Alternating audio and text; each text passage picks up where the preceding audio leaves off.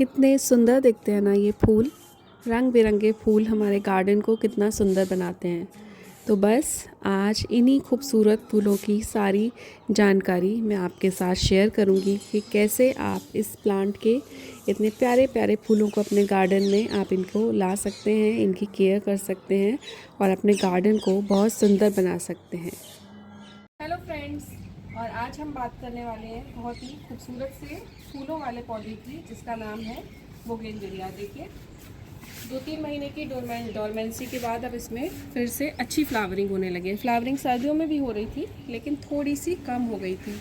तो अगर आपको भी गर्मियों में भर भर कर फूल देने वाला पौधा चाहिए तो मैं आपको आज ये बताने वाली हूँ कि आप कैसे अपने गार्डन में, अगर ज़मीन में लगाना है तो बहुत ज़्यादा दिक्कत नहीं है, लेकिन पॉट में अगर आप लगाते हैं बोगेनविलिया तो आपको इसकी देखभाल कैसे करनी है, यही आज मैं इस डिटेल वीडियो में आपको बताने वाली हूँ।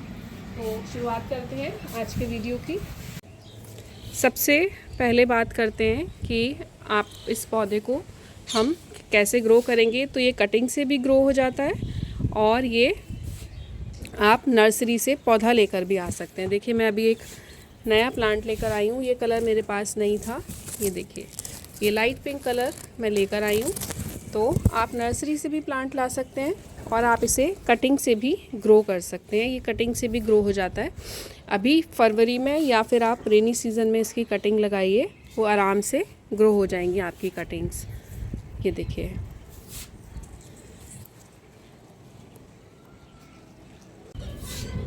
अब बात करते हैं इसके लिए पॉट की। देखिए अगर आप ज़मीन में लगा रहे हैं तो ये बहुत नीचे तक गहरी इसकी जड़ें चली जाएंगी और आपको बहुत ज़्यादा देखभाल की ज़रूरत नहीं पड़ेगी।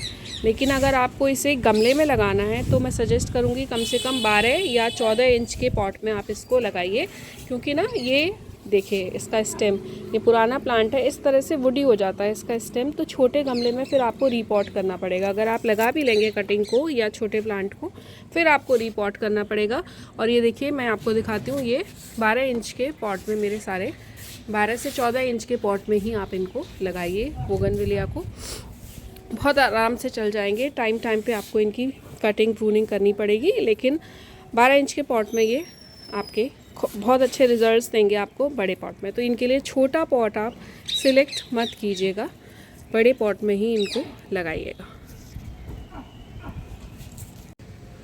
देखिए मिट्टी की अगर हम बात करें तो हमें इसकी वेल ड्रेन मिट्टी तैयार करनी होगी, क्योंकि गर्मियों का पौधा है, ये रेगिस्तान का पौधा है। वैसे आपने देखा होगा रोड साइड लगा रहता है, बहुत सारी फ्लावरिंग करता रहता है। तो इसमें हम गार्डन सॉइल लेंगे।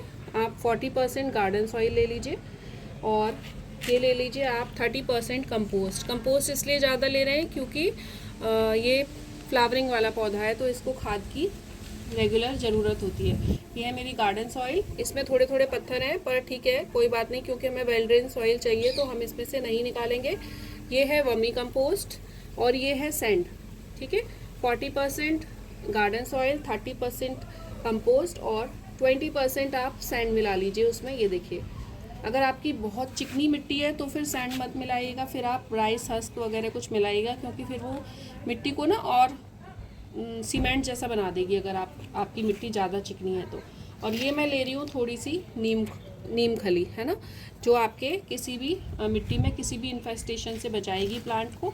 तो थोड़ा सा आप एक गमले में, एक 12 इंची के गमले में आप 2-3 मुट्ठी नीम की खल मिला दीजिए, और गार्डन सॉइल, वर्मी कंपोस्ट और ये आपका सैंड, ये तीनों चारों चीज़ें आप मिलाकर अपने गमले की बोगनविलिया की आप मिट्टी तैयार कर लीजिए। आपका पौधा बहुत अच्छे से चलेगा। सनलाइट की अगर हम बात करें तो इसको 6 से 8 घंटे की आराम से फुल सन में रहने वाला, क्योंकि ये रेगिस्तान का पौधा है तो ये बहुत अच्छे से आप इसे फुल सन में रख सकते हैं, बल्कि रखना ही चाहिए। पानी कम, धूप ज़्यादा। आपको इस पर फ्लावरिंग चाहिए ना, अच्छी फ्लावरिंग चाहिए, तो अच्छी खाद टाइम टू टाइम आप इसको फर्टिलाइज़र दीजिए। और धूप, फुल सन में आप इसको रखेंगे ना तो आपका प्लांट बहुत अच्छे से फ्लावरिंग करता रहेगा। ये देखिए इसमें नई इसकी मैंने प्रूनिंग कर दी थी और अब इसमें नई ग्रोथ आपको, ये वाइट कलर का है, अब इसमें फ्लावर्स आएंगे, अभी नहीं आए हैं इसमें फ्लावर्स। तो ये देखिए फुल सन में मैं आपको दिखाती हूँ, मैंने फुल सन में रखा हुआ है। ये देखिए पूरी धूप इसे मिलती है। अगर फर्टिलाइज़र की हम बात करें तो आप गोबर की खाद या वर्मी कंपोस्ट, ऑर्गेनिक खाद की बात करें तो आप गोबर की खाद भी दे सकते हैं और वर्मी कंपोस्ट भी दे सकते हैं। जब आपको खाद देनी हो ना तो इस तरह से पहले मिट्टी की गुड़ाई कर लीजिए और एक दिन छोड़ दीजिए इसको, जिससे क्या होगा, थोड़ा एरेशन हो जाएगा और इसकी जड़ें गीली नहीं रहेगी।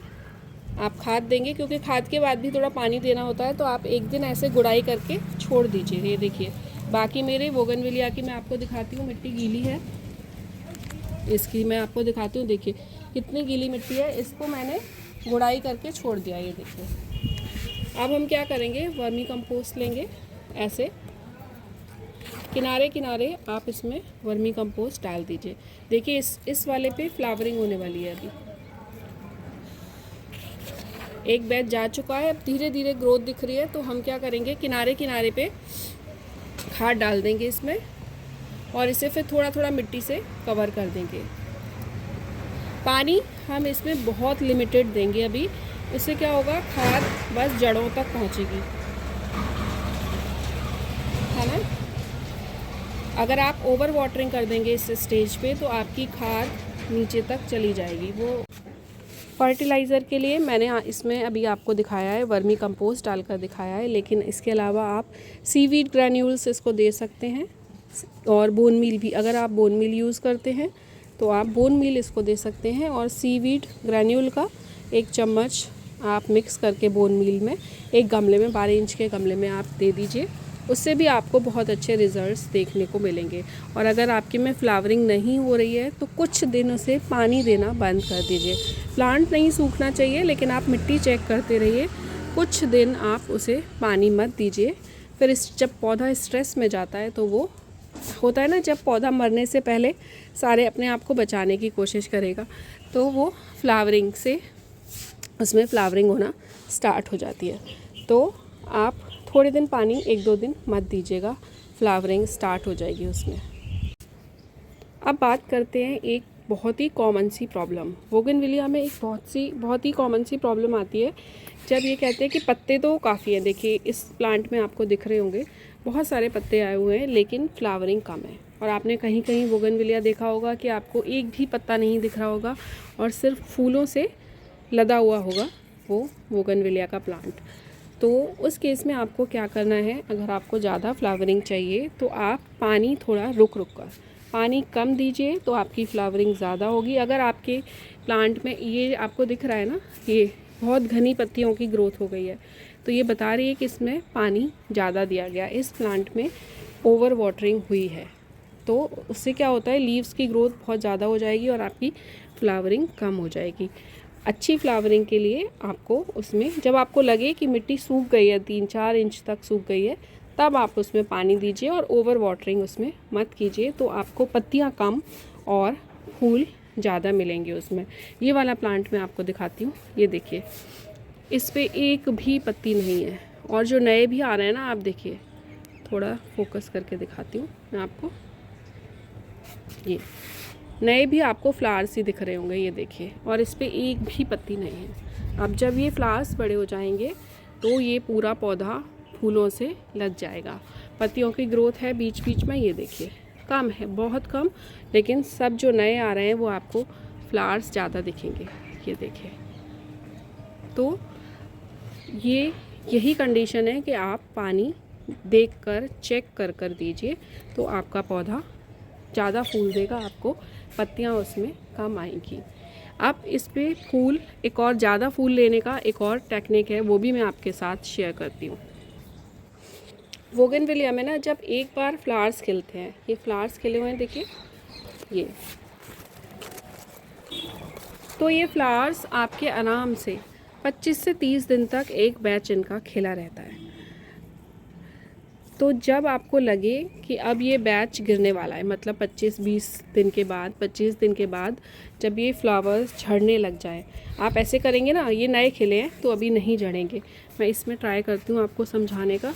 ये पुराना फ्लावर है, ऐसे हम करते हैं तो कुछ पत्तियाँ या कुछ फ्लावर गिर जाते हैं, इसके भी ड्रॉप हो चुके हैं। तब आपको क्या करना है, तब आपको उसे टिप से कट कर देना है। मैं भी आपको दिखाती हूँ इस वाले में, उसमें तो नए फ्लावर्स हैं, इसमें मैं आपको जैसे ये है टिप इसकी, और ये फ्लावर्स बड़े वाले सब गिर चुके हैं, पुराने फ्लावर हैं, ये भी गिरेगा 1-2 दिन में।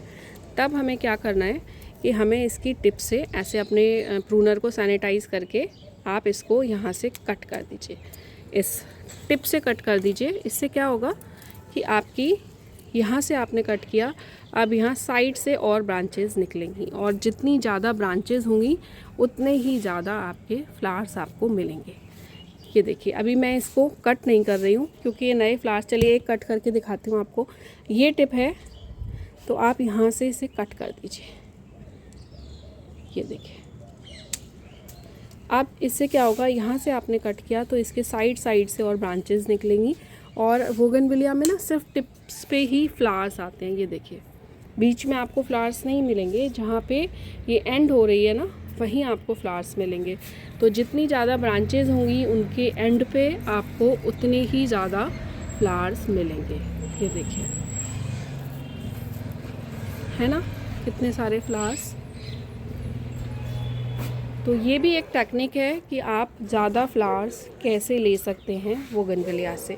टिप्स को कट कीजिए, पानी कम दीजिए, तो आपको फ्लावर्स मिल जाएंगे।